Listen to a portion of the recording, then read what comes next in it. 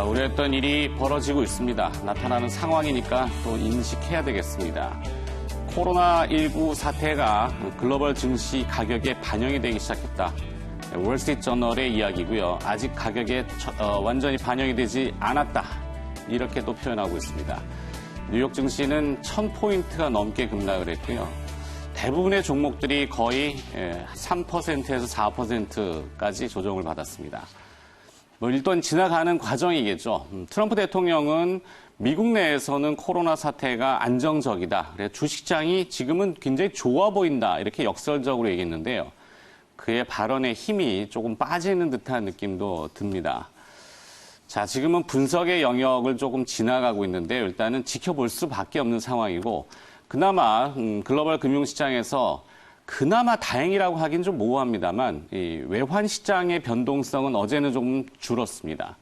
달러 가치가 100포인트에 근접하다가 99포인트 쪽으로 내려왔고요. 물론 좋아서 내려온 것은 아닙니다. 엔화도 준동폭이 좀 줄었고 위안화도 마찬가지입니다. 우리의 달러원 역외 환율도 변동폭은 조금 잦아든 것은 그나마 그래도 그래 다행이다 싶긴 한데요. 채권 시장은 또 요동을 쳤고요. 주식 시장도 현재는 상당히 혼란스럽습니다. 자, 오늘 마켓 키워드는 영어식 표현을 쓴 것은 여러분께 좀 양해를 구해야 되겠고 이미 알고 있는 그러한 용어들일 겁니다. 팬데믹이라는 용어, 감염병의 대유행이죠. 케이어스는 혼돈 상태입니다. 이게 괜찮아질 줄 알았는데 다시 증가하고 있는 모습들이 글로벌하게 확산 조짐을 보이고 있죠. 비단 우리나라뿐만이 아니죠. 이란도 그렇고 이탈리아도 그렇고 그러니까 중동과 유럽을 거쳐서 지금 미국 상황도 사실은 알기가 굉장히 모호한 상태고요. 일본도 더 위험한 상태라고 전문가들은 평가를 하고 있습니다. 이란 같은 경우는 확진자 수가 60명인데 사망자 수가 12명입니다.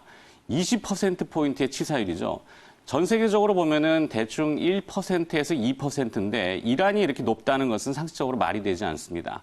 다시 말하면은 검진하는 그 기술이 아직은 달리고 있다. 그러니까 좀 부족하다라는 표현이겠죠. 이탈리아 같은 경우도 150명의 확진자 수가 나왔는데요. 아마 다음 주면은 1000명 단위로 늘어날 거라고 전문가들은 예상하고 있습니다. 싱가포르도 마찬가지죠. 초기 단계에서 중국의 출입을 완전히 봉쇄한 이란이라든지 이탈리아 그리고 또 싱가포르 같은 경우도 다시 확진자 수가 급증하고 있다는 것은 중국인의 차단만으로는 되지 않는다는 의미가 되겠죠. 그러니까 일각에서 그런 논란을 자꾸 부추기는데 사실 의미는 크지 않아 보입니다. 자, 심리적 공포가 극에 달하고 있기 때문에 사실 예방과 진단, 격리의 차원은 이제 뛰어넘은 거죠. 방역 당국이 상당히 고생을 하고 있는 것도 알겠습니다만 심리적으로 안정을 취하려면은 치료제는 지금 사실 없죠. 어제 뉴욕 증시에서 유일하게 오른 기업의 주가가 길리어드 사이언스입니다. 한 5%가량 올랐는데요. WHO의 발언이 있긴 합니다. 아직은 확실하진 않지만 진행은 되고 있는 것 같고요. 그래서 사실은 실효적인 치료나 완화책을 당국도 제시를 좀 해줘야 됩니다.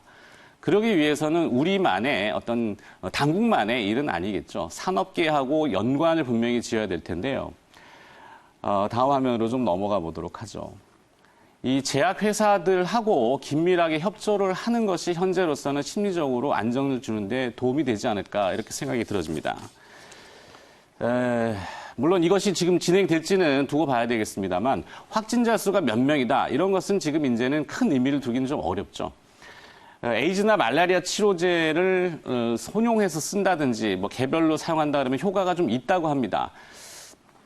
실제 일부 환자들에서는 소염 진통제 때문에 무증상 현상이 나타나고 있는데 그것이 좋다 나쁘다를 떠나서 일단 뭔가 작용을 하고 있다라는 기전이 있다라는 것이죠. 그래서 굳이 오늘 시장에서 관련주를 찾자면은 신풍제약이라든지 엑세스바이오라든지 이런 말라리아 치료제를 확보하고 있는 회사들 아마 조금 주목을 받을 가능성이 좀 농후해 보이긴 합니다.